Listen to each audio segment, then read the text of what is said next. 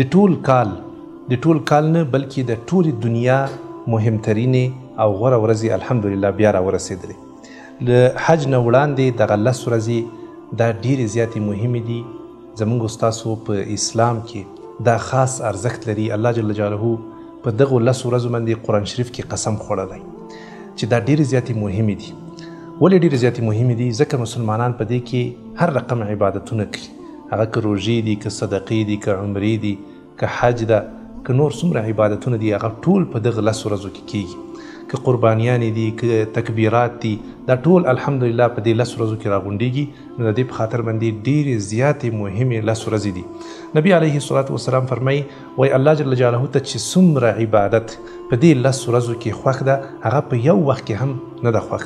یعنی الله جل جلاله ته چې عبادت په دغه 10 ورځو کې څومره ارزښت لري، هغه په بله یوه ورځ کې هم نه لري.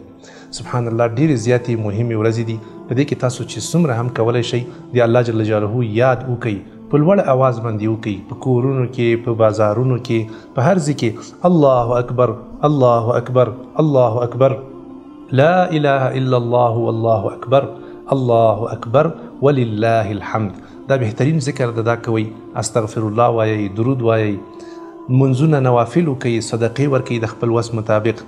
همدارنګه که چاته الله جل جلاله وس ورکړی وي د قرباني لپاره د امادګي ونیسي، که څوک کولی شي روژې دې ونیسي، د قرآن کریم تلاوت دې وکړي.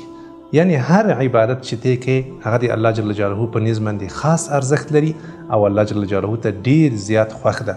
الله جل جلاله دې موږ تاسو ټولو ته توفیق راکړي چې د زړه له کومې په اخلاص سره د الله جل جلاله عبادت په دغو 10 ورځو کې ښه ډېر وکړو. آمین.